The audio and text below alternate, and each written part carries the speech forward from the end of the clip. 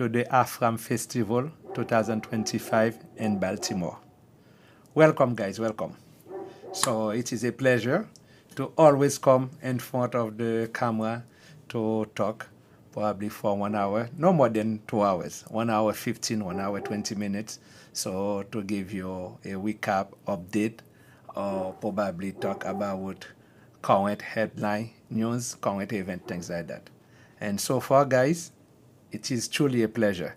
So I am sitting here trying to stream live in several platforms. So basically, I am live on Twitch. I am live on TikTok. Actually, I'm talking to you now. I am live right here. And I am live on YouTube, Facebook, and to YouTube channel. So we're talking about 4 or 5 platforms, different platforms that we're trying to live simultaneously speaking. So it takes a lot of practice, a lot of determination for me to come up with the proper equipment in order for me to be able to stream live to different platforms like this. So we are going to have a 1 hour. We'll talk about the AFRAM 2025 recap. It is a celebration of Black African Americans in Baltimore. Let me tell you, AFRAM was absolutely beautiful. I have been to many festivals, but this one was different. The energy, the music, the food, but most of all, the unity. To see close to 50,000 beautiful black families coming together to celebrate in peace and harmony, it moved me. That is exactly the kind of content I love to share with you guys. So I have no problem spending my own money, spare sometimes, drive probably 2, 3, 4, 5, 6, up to 10 hours to go and bring you this type of content. So it is not I'm doing it because I'm getting paid, but it is what I love to do. This is where I get my joy. So basically speaking, I don't know where this will lead me, but so far I have no problem getting up, drive my car, or take the plane, bring my equipment, and sometime I have my brother with me, and we go to places to bring you this type of event. And then now this is why I'm going to do a recap. So it is truly a pleasure. I'm going to explain exactly what happened. And then if you guys were watching me on Friday, not Friday, specifically on Saturday, while I was doing the live at the AFRAM in Baltimore, I started doing the live, and for some reason, because of the cell towers, because of the so many people there, so we had difficulties. So I'm going to explain everything in details, and then moving forward, I'm going to give you guys the playbook. I'm going to fix this, and then I'm going to move forward. All right. Now, streaming struggles. This is what I'm going to talk about, the streaming struggles. What I encountered while I was doing the live. The trouble that I encountered, guys.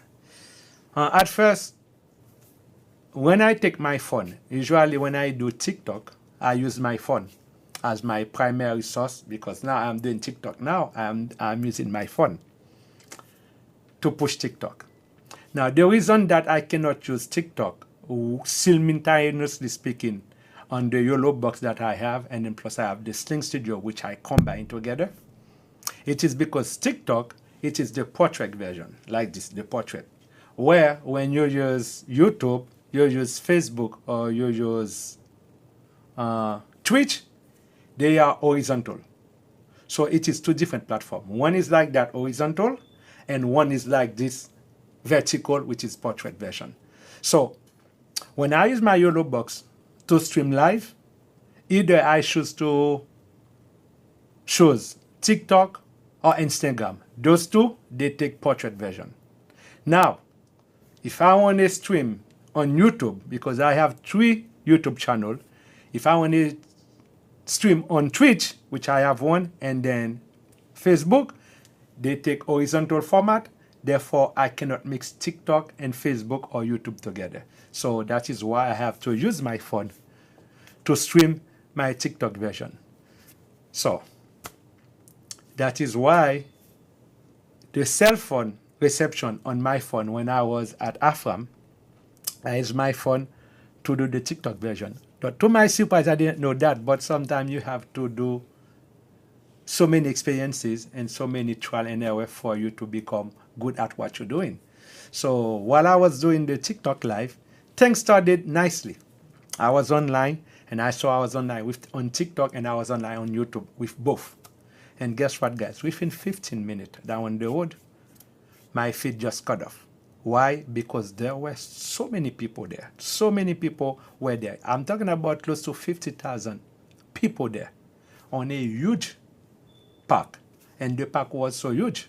You know, two big stage, so many people. And then you guys, you are going to see the footages. And then we had cell phone reception trouble. So even when I gave people my QR code to download or to view my pictures or to view my website, they had difficulties loading even a simple web page on their phone. That means it's not even me, even the viewers, the people that were in attendance, they had trouble. So it means that I could not really stream live while I was there. That pains me a lot. So after this experience, I have decided, all right, now let's get it with. I plan to go live on TikTok and YouTube like I always do. But guess what? The cell signal was so weak, I couldn't even push a proper stream. It was frustrating because I was ready. Mic up, cameras on, but the network just wasn't having it. So that was a big trouble for me. So the network was not good, so therefore there was no sense for me to do the live. My camera wasn't. So my next things, and I told my brother, I say, we cannot go live, but therefore since we're there, so we are going to record offline, no live, so we are going still to do the coverage. I still did the interviews. Okay, I have found so many people. I think I did 3 nice interviews.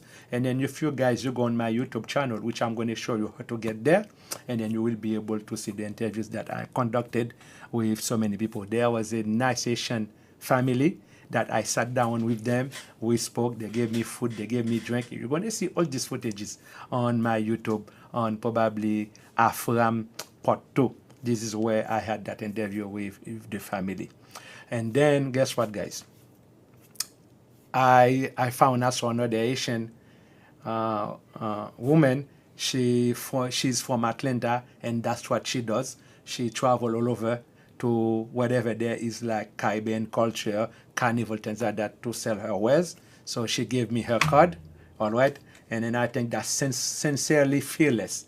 That's a nice Asian lady. And then we spoke, we took pictures together, and then she gave me her perspective and everything. So all these are on my YouTube channel, and then soon I'm going to put them on my TikTok channel, and then you guys will be able to see all the background footages while I was there. So I did not regret going there to film it, although the cell tower fails me miserably. I couldn't do live, and my intention, if you see my t-shirt when I was there with the Tesla and everything, so is to travel around the world to bring live footages to you guys. That's what I want to do. But this is one experience that I found it necessary, so I have to go through it. So lem vin wè ke m'pa kapab voye signal yo de yo, et puis moi di bon, pas gen problème, m'a filmé. So m'filme, m'fait interview, m'parle, m'manger. That all was good, guys. So I have everything, and then on top of that, my brother took so many pictures. So m'bral montre nou. Ça veut dire que même là que nous pat là, nous capable aller dans website moi. You guys, you could go to my website, and then you can preview and see all the pictures my brother took. And then I am so proud of my little brother Nico. It is not a photographer, but he started getting into it now.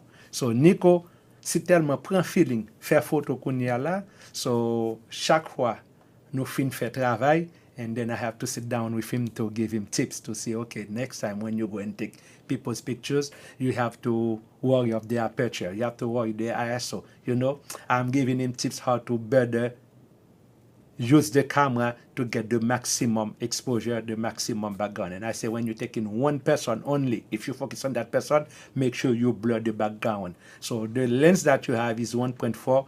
You have that capability. You have to change the aperture, things like that. So, gon pile bagay que Nico a fait. C'est chaque jour, he's trying to do, taking pictures, you know, trial and error. So, guys, For you to become a professional, it's not like that you wake up one day, you become a professional. It is something that you have to keep at it. Okay? Practice makes perfect. So therefore, every day, that's the same thing. I'm doing the swimming now, and guess what? It is not that I am good with swimming. I have to buy equipment. That is why I was so happy when I went to the Bill Expo. I sat down and I talked to experts, and then I asked them to give me advices on what to buy to make sure that I can push my swimming to the next level. You know, it's not that you're buying expensive equipment, but you need to know how to use it once. And then it's not only expensive equipment, you need a bunch of combination of equipment to put them together in order for me to push my life. So the solution is Starlink Mini. That was my solution, guys. So after this experience, I have decided I am getting the Starlink Mini, which is I ordered that last night. Okay, I ordered the Starlink Mini. So when I went on Starlink, the sale price for the Mini, it is almost $500, $499, which I ordered that, and then plus $50 for warming. You know, it's like I take the basic package, 50 gig warming, so that's what I paid for. And then there's one unlimited warming, which is 465. But I don't think I'm going to need 165. Unlimited warming, because it is, I'm going to use the Starlink when I am going to do live for an event like this. So probably I may have one live or two live event maximum per month. So therefore 50 gig might be enough for me. If not, if I want more gig, then I could buy 1 gig for $1 after I expire my 50 gig. So I'm still going to be within the range. Let's say if I buy another 50 gig for $50, it is going to cost me roughly $100 for what I'm doing. So why I'm getting Starlink? For my next live stream adventure, that's what I'm getting. So I need that satellite connection, so no matter where I am, that's what is very important. So no matter where I am, on a beach, on a cloud, or at a mountain, I can bring you flawless guys. Pas gen problem, pas gen ti ratman, pas gen ti bay kap rate. Uninterrupted content. That is why the Pollens production way. This is why, guys, I'm spending money, I'm investing money on making sure that I have the perfect streaming equipment. Because ma pousse streaming na presque 5 platforms. So I want to be perfect. So we invest in the best so you guys can get the best. So let me tell you. C'est un investment que lié. The investment might get some result down the road là 6, 7, 8 mois, 9 mois, 10 mois. Pas grand quoi faire guys qui pas coûter l'argent, qui pas demander sacrifice. And I found out that using my cell phone as a result to do live streaming, I know that I'm wasting my time. I remember vividly when I went down to Atlanta to do the Caribbean Carnival. And then I have friends of mine who call us over the phone. They say, man, the feed are getting dropped. Yo pas capable bagay parfois ba yo collé, yo pas capable tout bagay parfois son pas bien sorti, laisser son bien de images pas bien sorti, et puis si on commence à stream et puis ba là arrive en côté puis le camper, les trap, ça dit que bien que moi dit I am live streaming, but there is a problem for people to see me.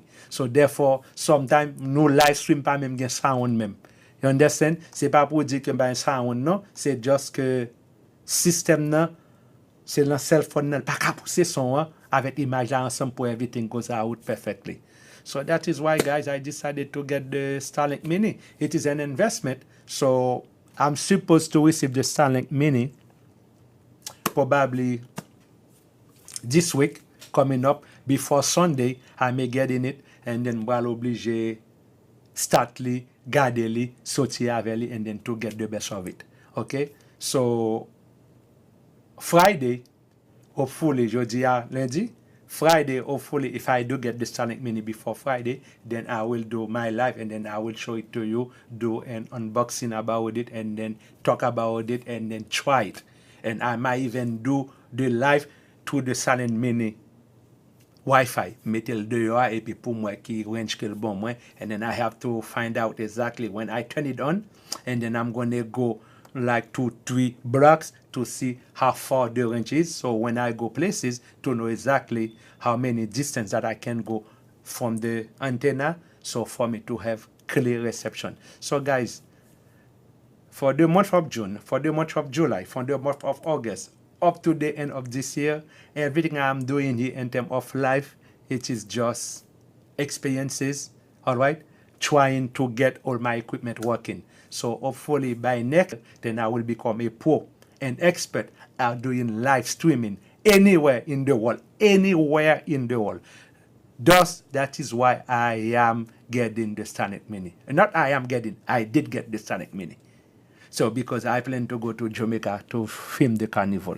I plan to go to St. Lucia. I plan to go to Trinidad. I plan to go to Brazil. I plan to go to some part of Africa. Anywhere there is events that involve black people, Asian people. Guys, if times is in my corner, then I will go there. So at the end of this transmission, guys, I will tell you those two places that I will be going at the end in July and August. So I have two places that I'm going to do live. I'm going to give you the date, guys, where I'm going to be at. So that is my experiences. That is why I said, guys, in this field, it takes a lot of patience, expertise, all right, and then plus good equipment. I know I have good equipment now. I have the best equipment to do what I'm doing now.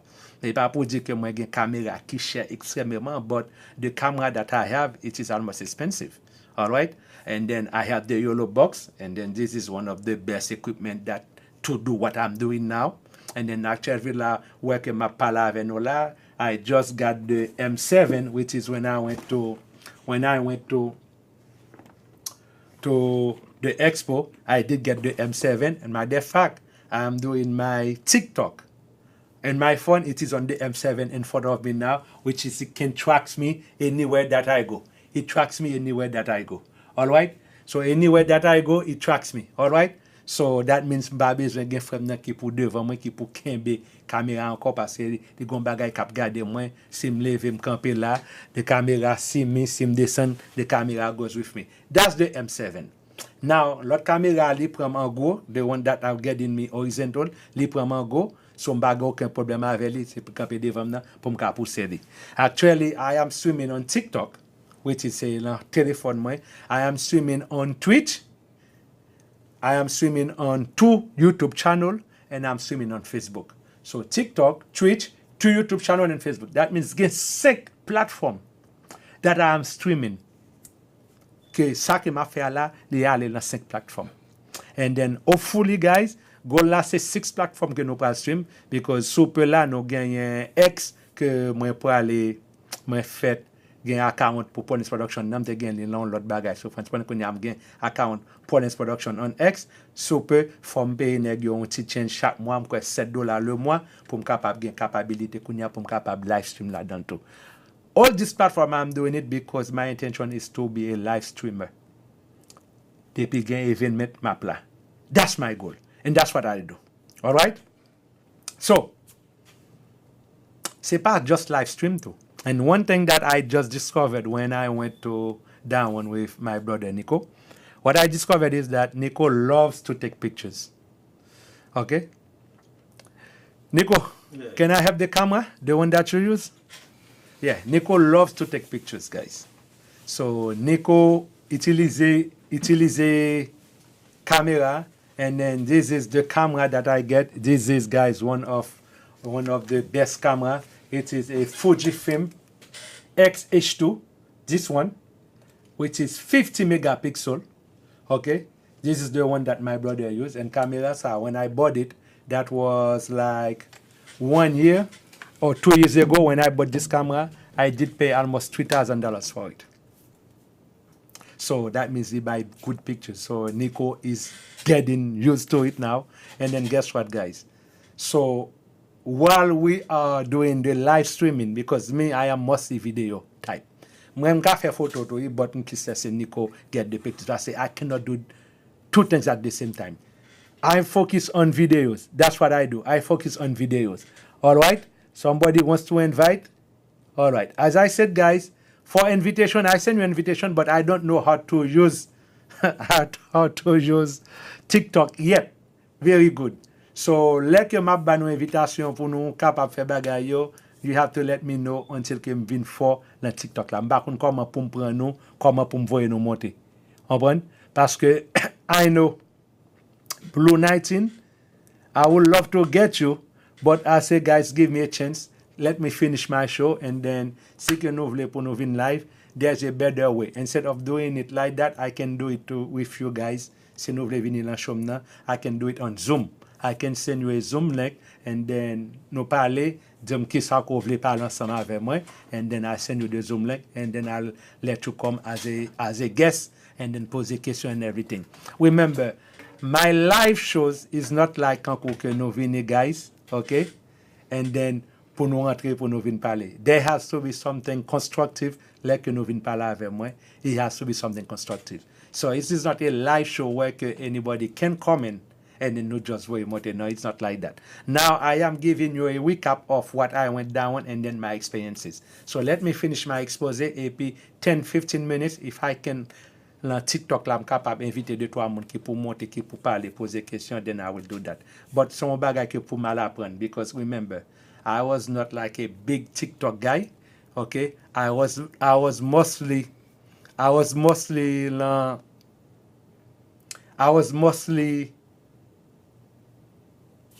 taking care of business dans l'autre bagage yo, okay? So that's what happened, guys. Now, what I was saying is that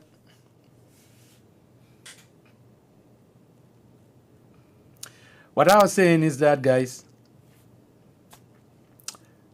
prends un petit patience avec moi for the interchange dans TikTok là, because comme moi dit non, m'boko fin for dans TikTok là.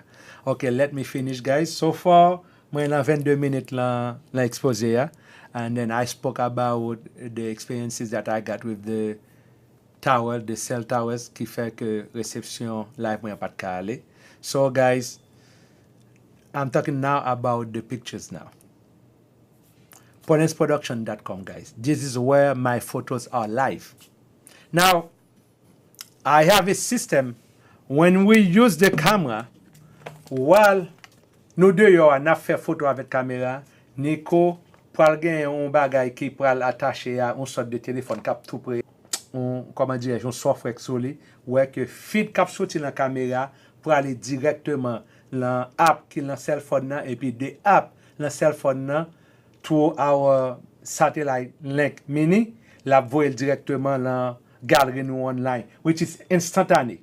So, li fait photo à pow et puis tout voyer dans cell phone et puis là aller là. And then guys, there will be a QR code. The QR code les gens doivent le maillot que nous allons gagner parce que c'est de maillot que nous allons faire par un QR code pour les production. Why I do not put the QR code of the gallery? C'est parce que chaque galerie a un spécifique QR code. So pas un QR code capable bon moins pour plusieurs galeries. Son seul chaque galerie si fait AFRAM galerie so c'est QR code AFRAM dans seulement la pied. Si me fait Bill Expo QR code là, c'est Bill Expo QR code là qui est la pied. So in that sort I just came up with a better idea. I have my website, which is polensproduction.com, which is this one. I'm going to show it to you guys online. polensproduction.com. Let me show it to you. So, when you go on polensproduction.com, let me give you guys, the people that are on TikTok, some sense of what's going on here. That's for the people that are on TikTok. I'm going to make sure you get what I'm talking about. Hold on 1 second. Let me flip the camera. Okay. I'll flip the camera. So that's right. If you go on polensproduction.com, as I say here, guys, you go there and then you click here and then you're going to see a bunch of pictures like this, like the AFRAM that I just did. I just did the AFRAM, and then this is the Bill Expo, and this is the Carnival. So now, when you click on these pictures here, it's going to send you to a different link, and the link that is going to send you It's going to ask you, you see? Now that's all the pictures that we took. See, that's the AFRAM. Then that's all the pictures that we took. Okay? Now, if you were in the crowd, whenever functions that we go, and then Nico Vini, you see Nico, you ask him to take pictures for you. We don't charge right away to take pictures of you guys. We take pictures. So, as I said, all the activities are there. And this one year, there were close to what? To 357 pictures here. So, there were a bunch of pictures Nico took. So, ou ka ale la, ou gade ki pictures ko genye. Now, if you love your picture, and then you see there's a picture that you love, and that's the one that you get, you click on that picture, and if let's say, if that picture that you get, then you can buy this picture. Okay? Now, to buy it, remember guys, there is what we call photo proof. You see, there's a photo proof in it, parce que si ou download di konsa lan cell phone ou, la gen proof la dan, epi la gen un watermark me la dan. But si ou vle gen photo are nice, and then jan ke mwen di nou, you need to have that pictures nice, where there is no waterproof, no watermark and everything. And then guess what, guys? You just go and then you click buy. And then with the buy, you see, it's send go download. You click and send go download. That's it. And then see how much you pay for it? 25 cents. And then you add to cart, and then you can buy this picture. And then if you want the entire, okay, the entire full gallery, which is 325 photos in it, you only pay $10. Guys, I don't charge much. C'est just musique pour nous capable aider nous payer pour server, because guess what? We have to pay for the server, guys. Remember, we have to pay for it. And that's what happened. We have to pay for the server ou konen tout bagay koute kop. So this is why we put the QR code.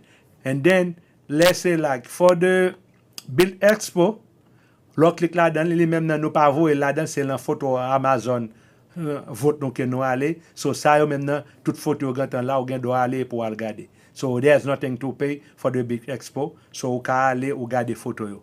Okay? Sa pa ganyen, because when we did the Zeno thing, c'est pendant que nous pral faire là et puis nous rendre. For the carnival too, I put it for free, so anybody, if you are in the carnival in Atlanta, ou ka ale ou gade tout photo que nous shoote yo, it is sometime.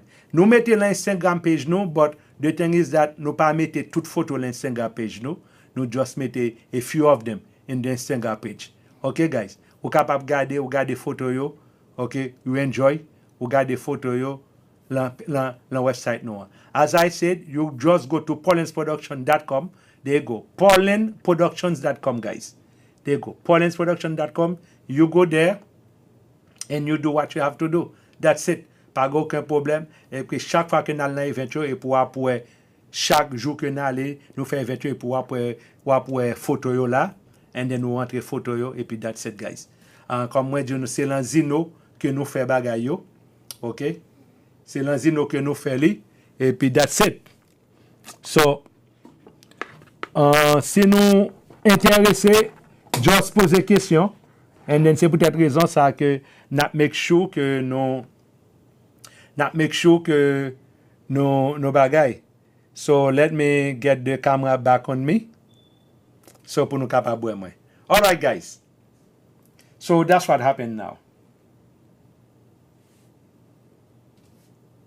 Okay. So we go back. Now, faites montrer nous guys comment que when we do these things here, you have to go. Okay? If you want to see the photos from AFRAM and other events I have covered, you have to visit paulinsproduction.com. I upload all the events photos there using Zeno Gallery.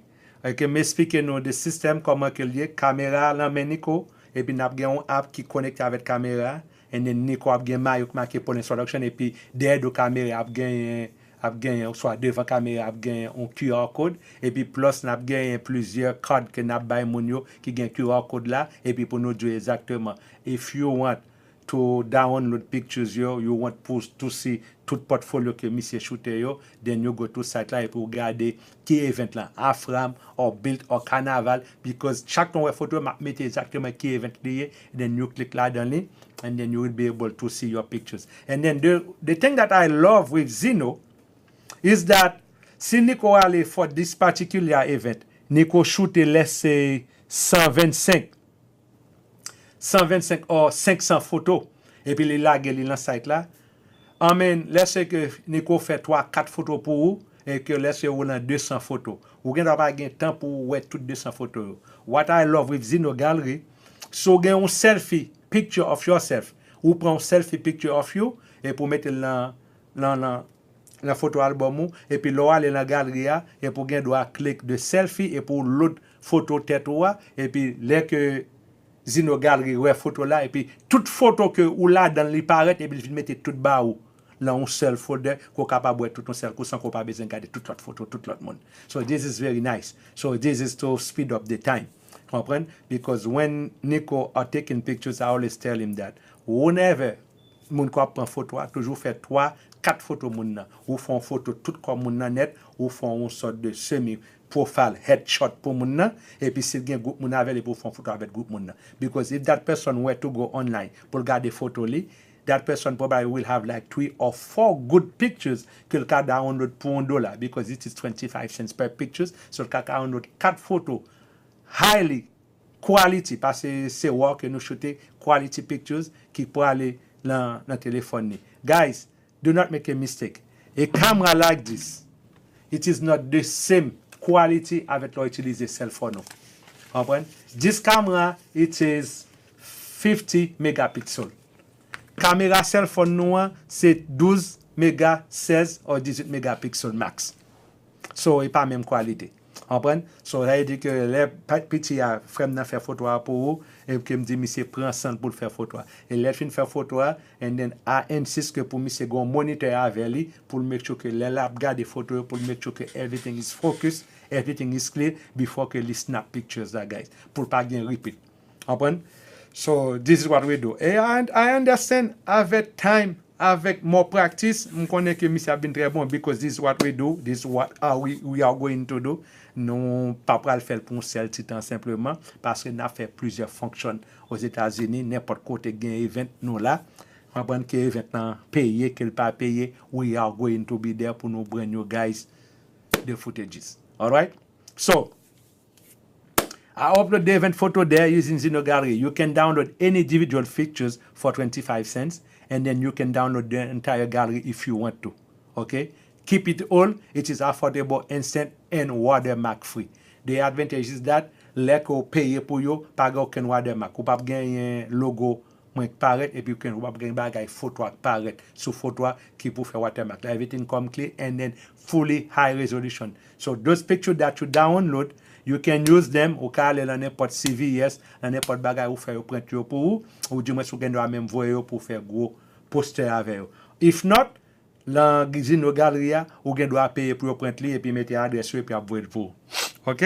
Après ça, quel que soit ça qu'on veut dans Zino Gallery gen doit faire pour comprendre ou just pay un petit cop qui très bagay. So that's what it is. Okay guys. Now, water break. What is good about this here? Let me take some water break.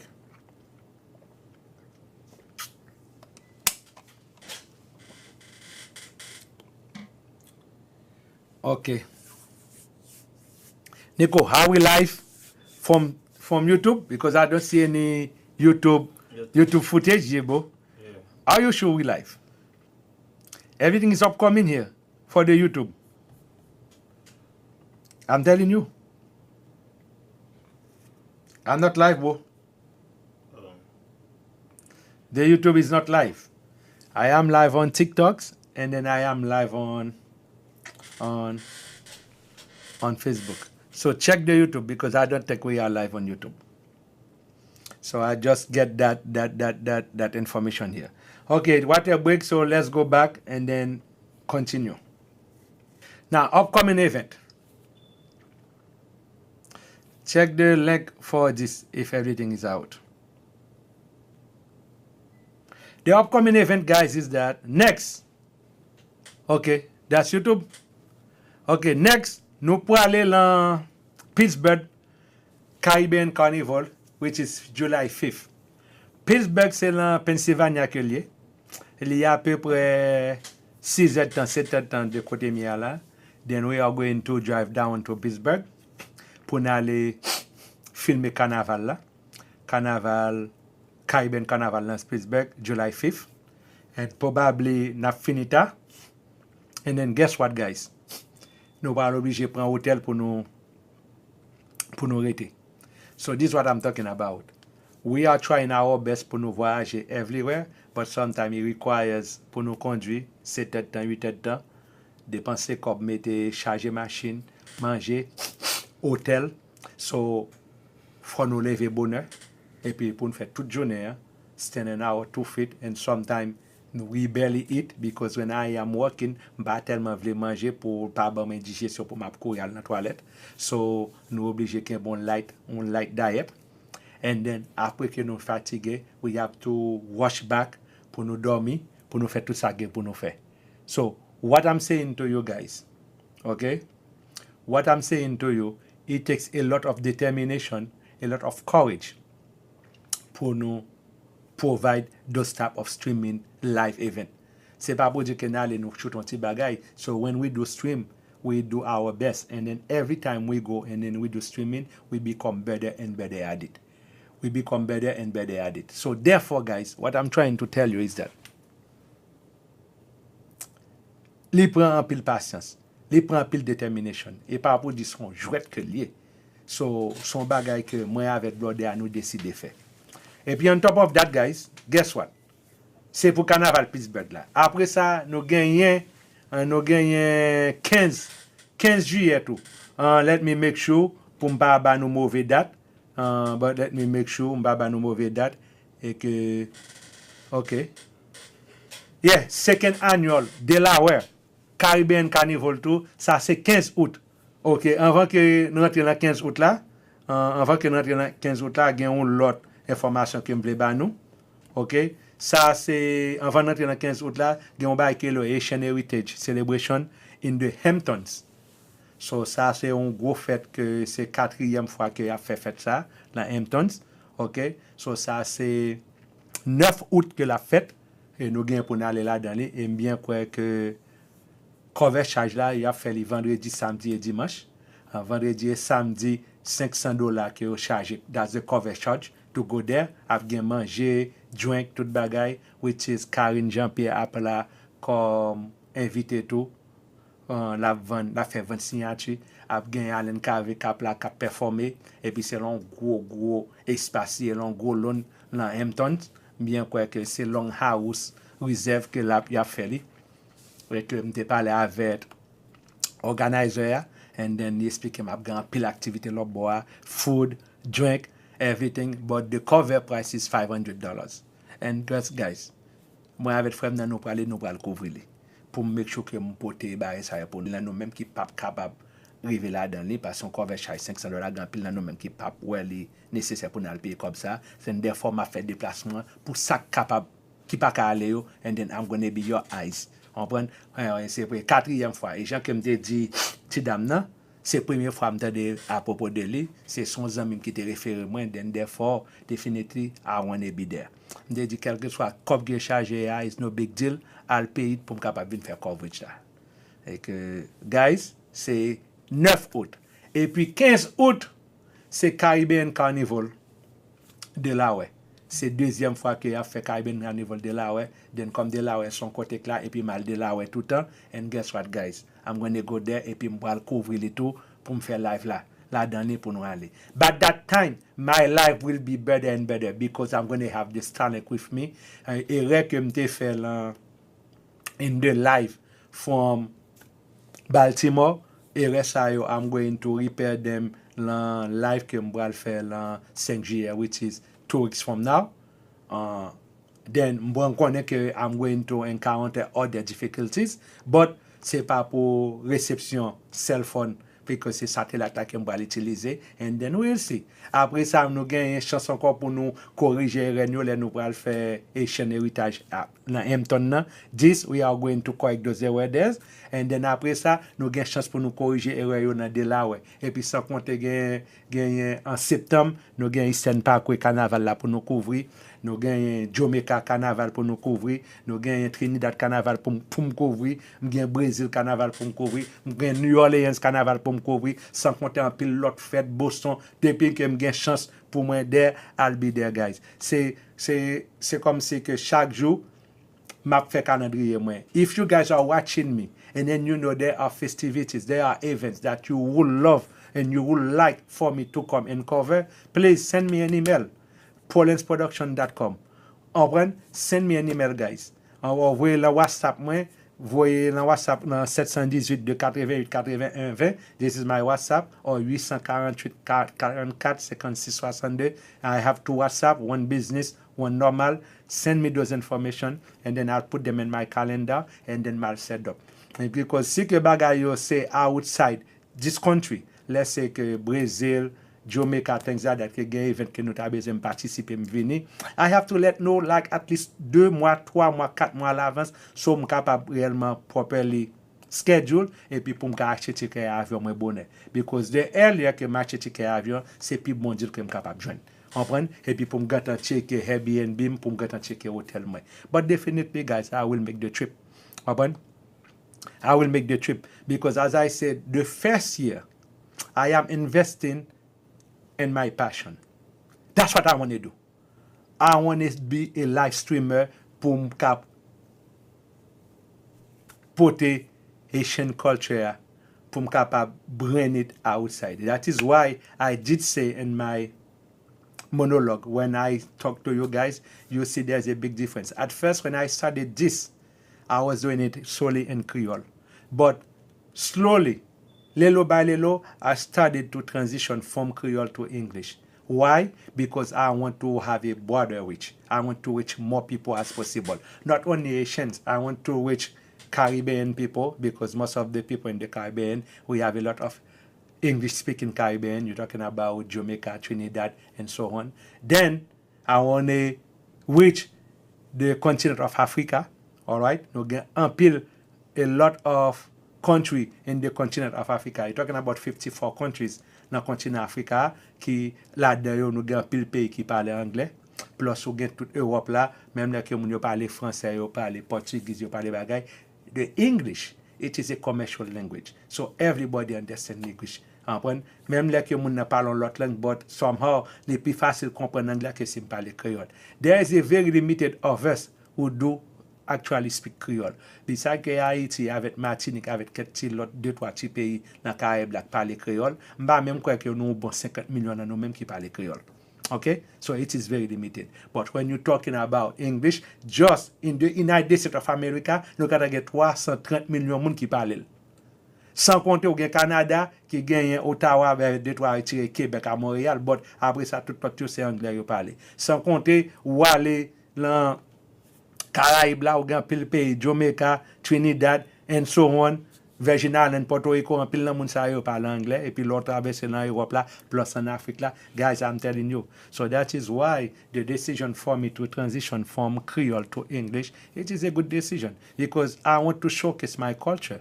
And the best way to do it, I kem kampe la m'vini la m'parle un paquet bon créole, Haïtien déjà connaît what I'm parler. Créole comprendre. So what I want to do is to speak in English for l'autre monde capable comprendre ça que m'a parlé pour m'expliquer ça qu'a fait là. C'est peut-être raison ça que bagay qui a fait là Hampton là. It is not only Asian they invited, and the lady told me you expect un pile l'autre monde, grand pile l'autre monde, même monde qui dans club là ba long house réserve là, yo même vinn là dans tout. So I'm getting experience là que m'pour aller là ba ça. When I go there, I'm not only going to see Asians, I'm going to see white, black people, American people. Cap participer, you have enjoy our culinary food, you have enjoy the music, no, and everything. And Carrie Jean-Pierre, when she comes, m'ba que c'est que li parle, c'est moi c'est en anglais que li parle écrit, des vias en anglais que li écrit, li parle si and everything. If I have a chance to have a sit down one-on-one with her, definitely I will do so. Upon any opportunity that I will have, pour moi capable faire mon interview, I will do so. I remember last year, check it.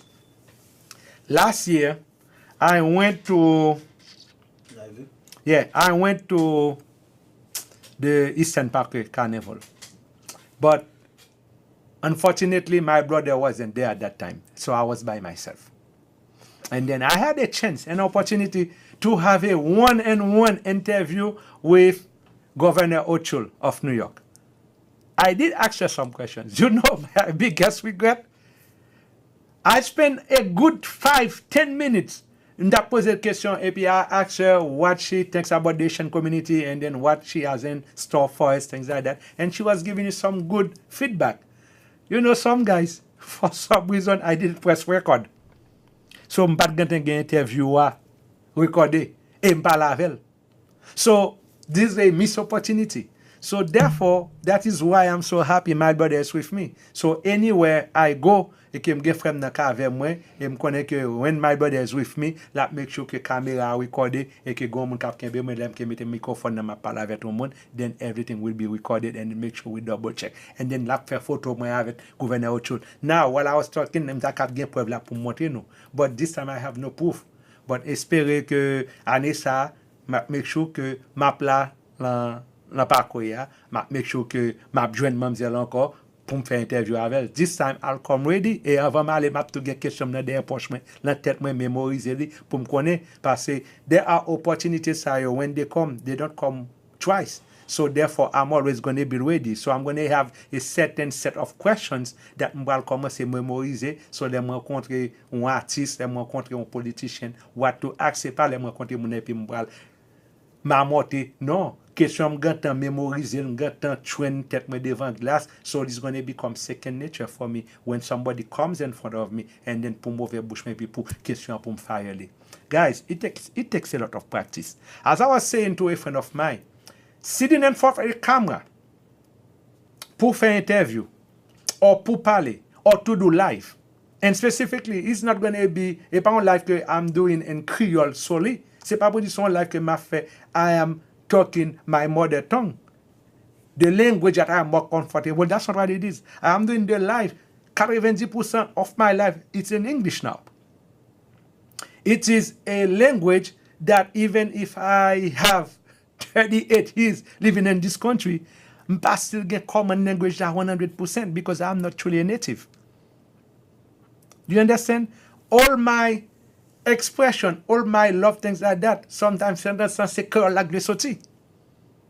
Est-ce que vous comprenez? Et c'est peut-être raison ça, by doing the live as often as I can be in front of this camera, and by talking English as often in front of this camera, and then I am truly sure, by the time que 2 mois, 3 mois, 5 months comes, doing the same thing over and over again, by the end of this year, I am pretty sure doing a live YouTube, Facebook show will be easy for me in English because I don't have to think in Creole for my translate. It's going to become second nature.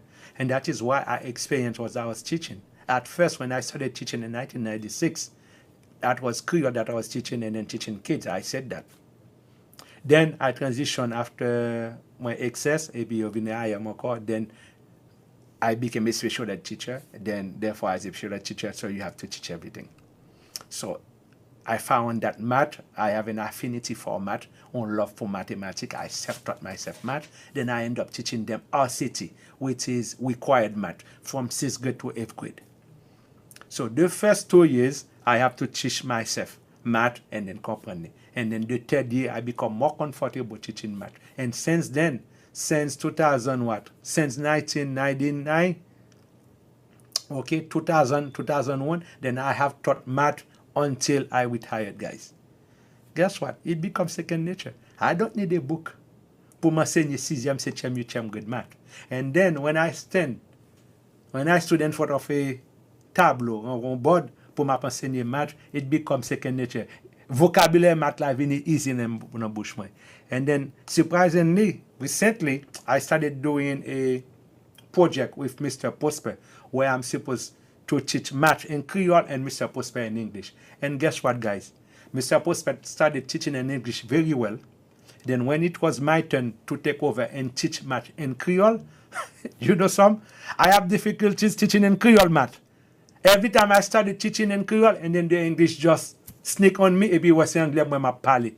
Because me fait presque 20 ans m'a enseigné math en anglais, so habit la pas sorti sur moi, so l'aime que me commence à enseigner et puis moi yo sorti dans bouche en anglais et puis me commencer moi c'est en anglais que m'a teach. Et moi dis ça m'appelle là, c'est en Creole me supposé teach et puis c'est anglais qui sorti. It's the same thing that I expect. By sitting here doing this show, I think that within time m'bral vin more à l'aise devant caméra, m'a vin more fluid la pensée moi en anglais, then après un bon 6 7 8 mois 1 an, then I'll become a master craft man in front of the camera when it comes to English et puis n'importe monde qui vient et puis me parler comme ça, it's going to become so easy for me comme si c'est créole que me t'a parlé. So everything guys is patience. Okay, m'pas décourager. Of course, I welcome critics. Send as much critics as you can be. But do not send critics to me pour nous décourager moi, pour nous stop ça que m'a fait. It is a vision that I have and then I intend to go as far as I can with that live streaming. One day, I'm capable live streaming dans gros event ouais que la président bon côté moi one day my dream c'est pour moi avec Ibrahim Traoré chita là m'a font live interview avec Ibrahim Traoré. I would love to do that. And ouais que même haïtien sorti côté sorti puis m'a chita avec une grosse personnalité. Homme chita avec un président qu'il était Trump, qu'il était Macron and then m'a font live interview avec mon yo. Of course in English. It's no big deal. Si français arrivé, m'a piécé deux trois coller français bien que me gagne en pile temps pas parler français but m'a coller quand même. Nan mal net. On prend les que m'pa ka mettre français, m'la gon coup de créole et puis m'la gon coup de langue là-dedans. So la comprendre moi quand même si c'est juste pour me faire pour comprendre ça me dire là la comprendre quand même. But the intention is that guys I want to push the boundaries as far as possible pour me reach a broader audience. Pour me showcase our culture. Pour me showcase what we Asians we are all about. And then while I'm doing so, moi gagne l'autre bail que m'a fait on the side pour me capable solidifier what I'm doing. C'est pas juste que m'a fait live simplement for life's sake. My life is to build a network, is to build a platform pour les que zanmim ou l'autre monde qui gon bagay sérieux que yo besoin avancer un agenda, then that platform will be ready to do so. That is why at the beginning it requires a lot of investment in terms of energy, in terms of physical, in terms of money. All these things I am willing to prepare to do that sacrifice. L'argent, that's fine. And so far, if I were to count l'argent que me dépenser just for the week qui sont passé dans Bill Expo, si m'a compté down tout l'argent dans acheter équipement, dans 10 dans date, m'gatan presque dans $2,000 là. Me fait order Tesla en Starlink là qui coûtait presque $500 plus bagay là. More de plusieurs autres équipements. On y a actuellement là moi gagne un gimbal là qui devant là, il te coûte 200 combien $. You understand? Sans compter moi gagne monopod, m'gagne 10, m'gagne that. M'gon that bon bagay que order guys pour run what I'm doing easy. And one more thing that I need that I think that I'm going to have to order, it is the DG High Power Portable thing. C'est 1000 watts là. Que l'aime checker dans DJI website là, il vend presque $700. And it's something that I need to get. So là que m'a aller pour m'a faire live moi yo pour pas de problème, recharger batterie, recharger drone moi, recharger this, recharger that. I need a tent qui pour gain no police production dans marqué là-dedans. Besoin gain chaise, besoin gain table là que m'a aller en fonction. Ouais que oui police production oui comme Mario nous sous nous gain tant nous marqué police production et puis nous gon télévision cap monter image photo là nous fin faire photo pour moun yo passer puis ouais nous. Comprendre guys, I'm going all the way men pour me représenter haïtien. Jean ça doit. Comprendre? It takes time, it takes money. Et prendre chaque fois que mal on côté, une fois me passer, moi ouais un paquet de bonne tête, but rien pas représenter nous. Des fois mal mettre tante moi, mettre toute bagarre moi et puis me voyer monter. Nous gain belle télévision derrière de nous et puis nous gain stand nous et puis nous tout plugger et puis image que me prend et puis m'a passer les moun passer après bagarre yo live. And then guess what? Pendant que m'a shooter, a gain une sorte de transmetteur cap sur caméra cap voir directement dans tente là et puis cap monter image que nous shooter, cap monter vidéo que nous shooter. N'importe qui cap garder men. Comprenez? Là, nous sommes capables de promouvoir bagay non. Si on a besoin de mariage, ou besoin de communion, besoin any event, n'importe photo personnel, photo intimate, whatever it is, guys, you call us and then we will be there. You can come to us or we can come to you. And super tout, nous avons pour nous bâtir studio nous, pour nous rendre dans Brooklyn, pour nous rendre bagay. Et te gon ti dame qui l'a TikTok là que m'apprécie en pile. Non le store really adembliye non li. Et moi rencontré avec tout. C'est une la followers dans TikTok et moi me garder qui toujours fait show là ça yo et que mademoiselle nous font bon petit parler nous ouais les besoin Brooklyn tout et veut dire que à son que me studio à l'éterno et que la venir là la collaborer avec moi. So many doors were open for me. Pendant que je suis dans Baltimore là, I found a rapper. Monsieur c'est un emerging rapper. And then he approached me and he asked me how much I charge for a music video.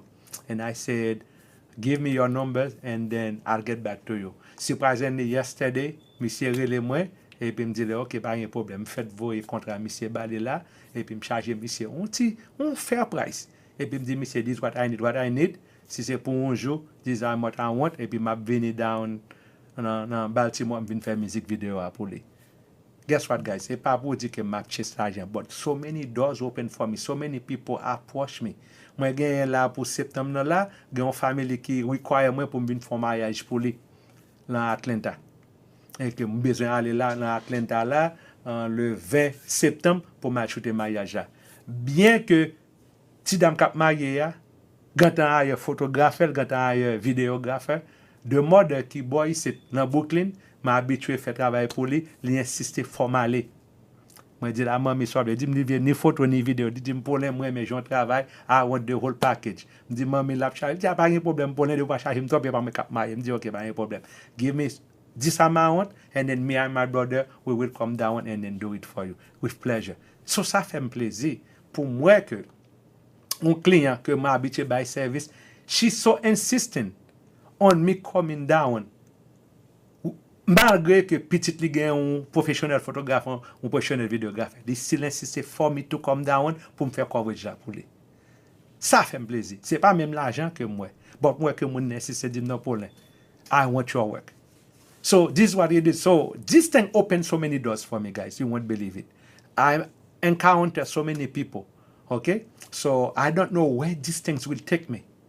I don't know how far it will take me. But one thing that I know for sure, guys, I am going to do everything in my power pour me get the best equipment qui pour faciliter my work.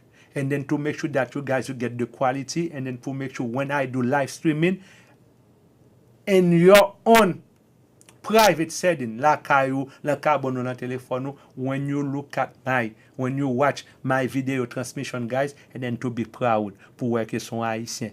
Natif natal cap porter matériel ça pour nous. That is why I am not solely concentré dans faire bagay haïtien. That is why I'm going n'importe bagay qui gain black ladan, caribbean ladan, haïtien ladan, guys, I am there. And then oubliez tout 10 juillet.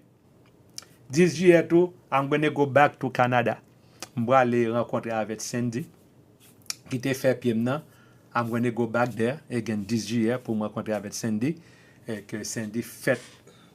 She moved to her own clinic. Okay, she can't wait to meet with me. And then while I am sitting down with Cindy, I am going to also fair coverage reggae festival in Canada. Bien que c'est la même époque là gagne Caribana qui est en Ontario, but Ontario est far. Because Montreal is closer to New York, so m'a parlé Montréal plutôt. So Caribana, ma balvac peut-être l'autre année m'a fait Caribana. But I want to do the reggae festival. Comprenez? M'a fait photo, m'a fait vidéo, m'a fait live coverage. Comprenez? So that's the thing. And reggae festival, it's pas gain pour avec Haïtien, but you're talking about black people. So therefore I'm going to be there and then bring you guys that flavor. Comprenez? Et puis l'aime tourner, moi gagne pour m'aller faire Haitian heritage la Hampton. I can't wait to go there pour me bring no that. Après ça, j'ai l'autre activité pour faire. Moi gagne carnaval pour faire. Those are my event.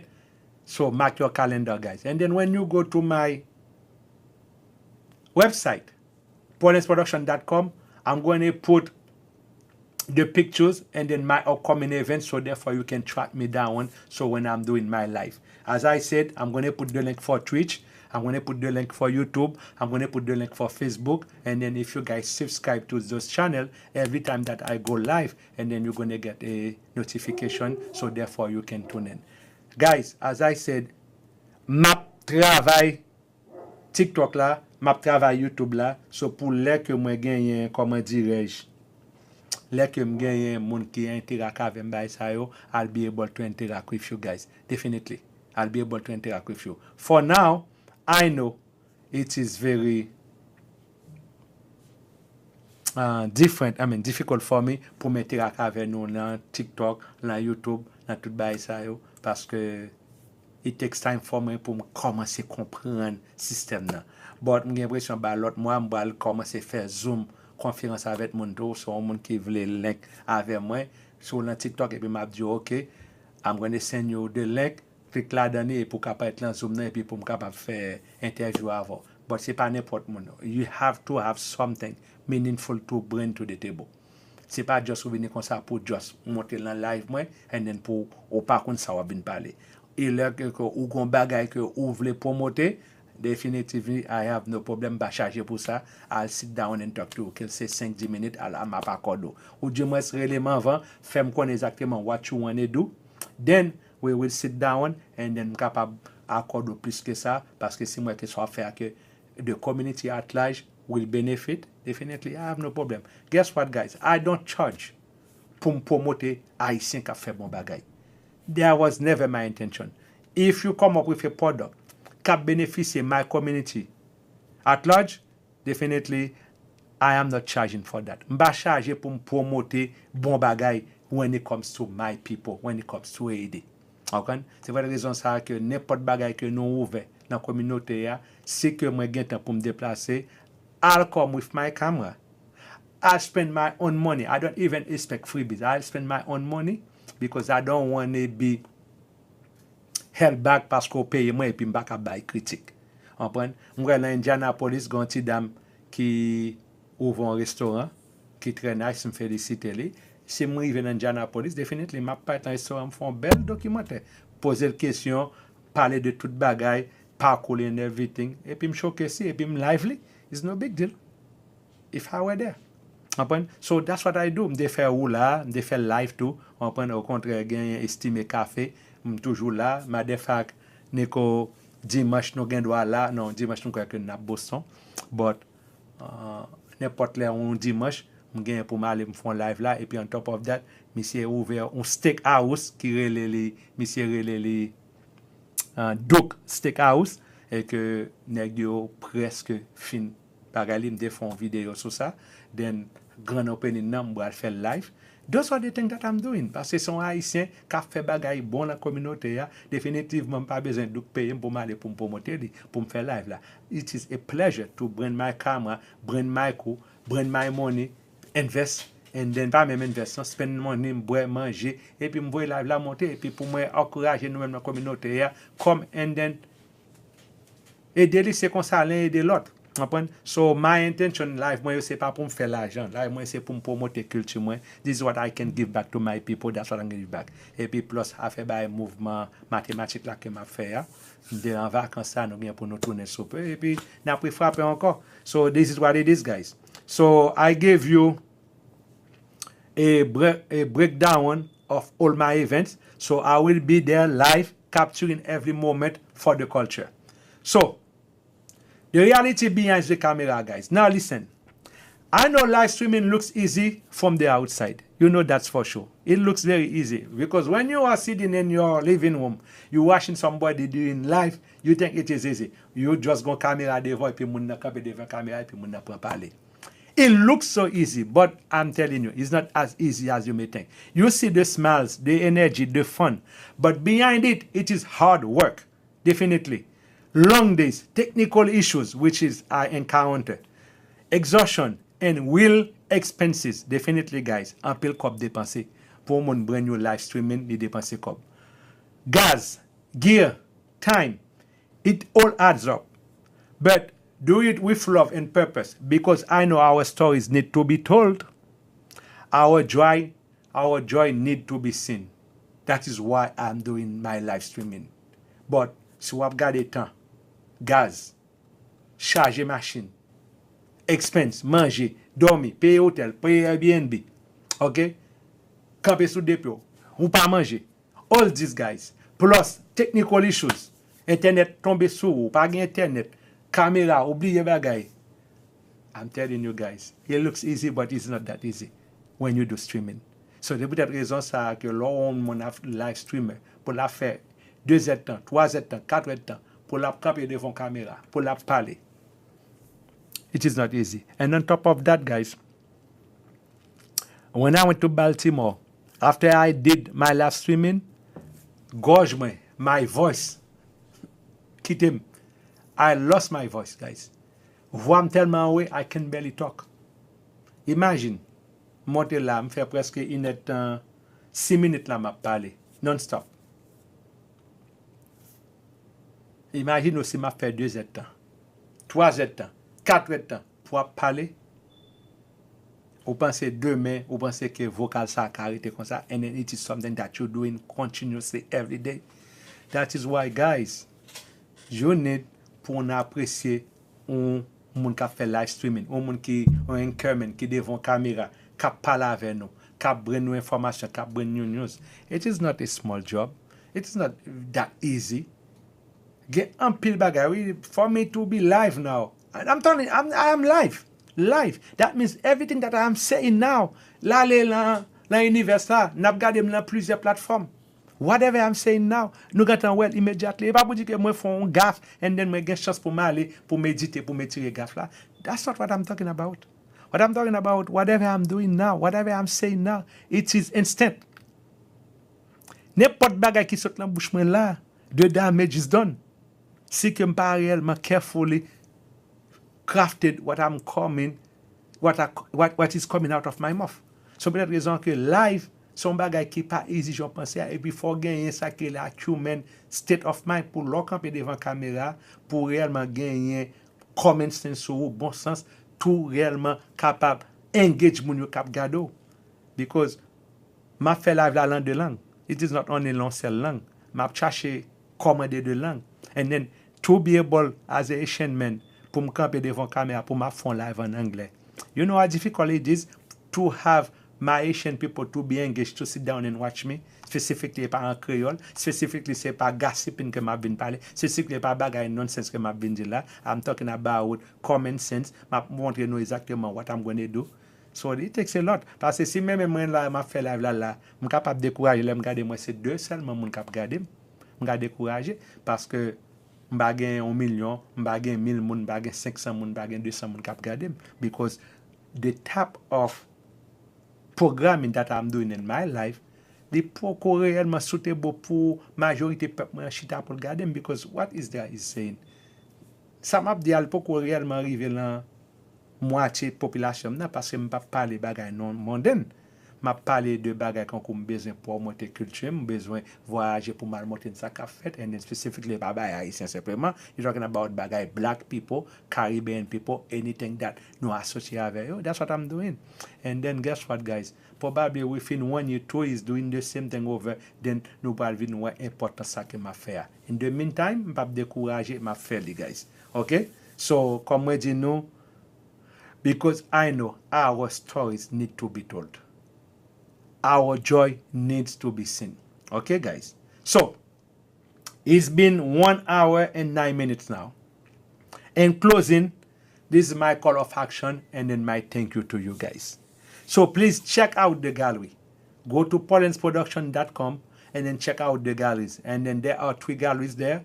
The AFRAM gallery, which is if you guys, you were in that function, you want to buy pictures with 25 cents. You buy your pictures. The other 2 galleries, they are free to watch. They are on my Amazon server, so you can download whatever pictures you want. So those, I let them like that. So the subsequent galleries, because I just got the Zeno gallery contract, so therefore from now on, any pictures or any event that I am covering is going to be on my Zeno gallery, where you will pay only 25 cents per pictures. So if you guys were to be in any event that you see me, Poland's Production, me and my brother, have no fear. You can approach us, access for any pictures, and then with grace, my brother will take his camera and then la pose nou epi la faire photo nou normalement. And then I instructed my brother to do at least 3 pictures. One headshot, one medium shot, and one full body shot. And then if you guys with a group, and then one group pictures. At least 4 pictures, so when you go online and you see your pictures, you can download them, all 4 of them, for $1. And then those will be highly good quality pictures that you can blow for big poster 16 by 20, 20 by 24, 28 par 32, whatever, or 8 by 10, ou du moins, nous capable voyer yo printer 8 by 10, ou du moins, sou kenbe li lan ba yo pou mette le 5 gram pages and everything. Whatever, that's what it is, guys. Because the QR code is polensproduction.com. Anytime you see us, go to polensproduction.com, and then the gallery will be displayed on our main page, and then from there you click on it, then you will get to that gallery. Okay, guys, so please check out the gallery, share the video, support the channel, please share, like, voyez petit mot d'encouragement, I'll appreciate that, and stay connected, because I am building a network. And if you see me at a future event, don't be shy, talk to me, approchez-moi, okay? Come say hi. You might end up in the next photo drop. You never know. They pour venir say hi, ma fait photo avant, ma fait photo pour compte. You never know, guys. Don't be shy. Okay? Thank you to all of you who watch, share, and support what I do. Until next time. My name is Franz, signing off for Poland's Production. I love you guys very much. Bye-bye. À la prochaine. Okay, bye-bye, my TikTok friend. Bye-bye, guys. À la prochaine.